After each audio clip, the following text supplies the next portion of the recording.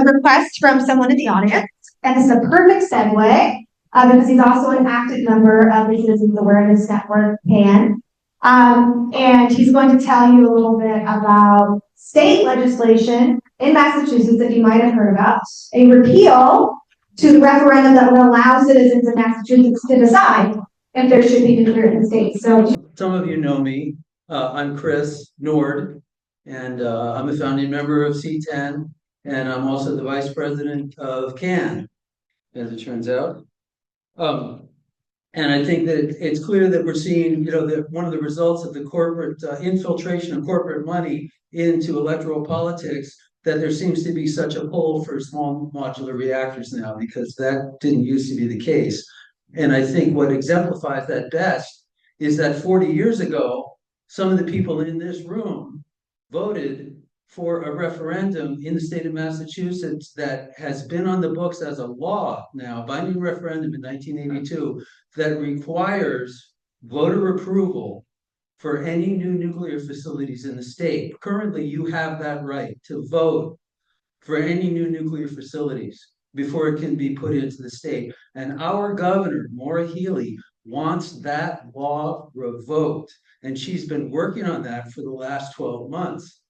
The state legislature passed out of the legislature in February of this year, the Affordability Act, their version, that includes a clause, which was Section 503, that would revoke that law. That it currently serves as your right to say yea or nay to new nuclear. And that is after a big campaign on the part of many of us throughout the state, you being a few of the many people that were working to try to get the legislature to drop that part of the bill. They did not do that, but the Senate, as of this morning, has reported out of Ways and Means Committee their Senate version of the bill without the language to revoke the current law as a result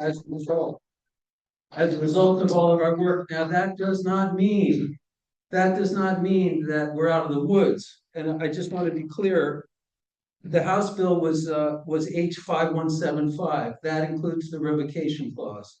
The Senate bill is S3143 and currently does not have the revocation clause in it. But we need to work hard right now to everyone should be contacting their state senators to encourage them that when it gets to the floor, which is going to happen immediately, so this needs to be done in the next couple of days, make sure that your state senator knows that you do not want them to allow any amendment that before there goes to a vote on the Senate that would allow that revocation back in. So your own state senator, and then who for me in Amesbury is Barry Feingold, and the president of the Senate is Sharon. What is Sharon's last name? I'm drawing a blank. I wrote Spita, but it is not Spita.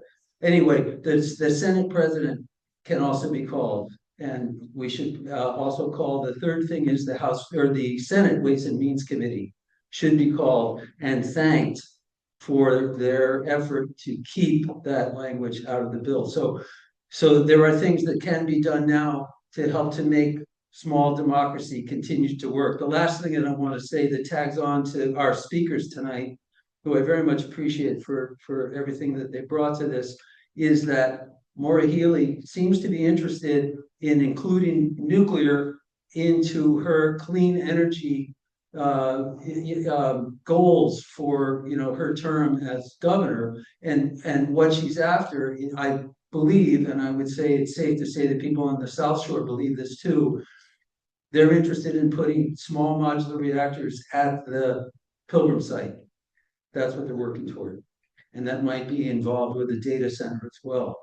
So that may explain why they're refusing to stop the boiling off of the radioactive wastewater that's been going on for more than a year. More than 1 million gallons has already been released, and we should try to get them to stop doing that. But that's a different fight. Anyway, thank you for your time.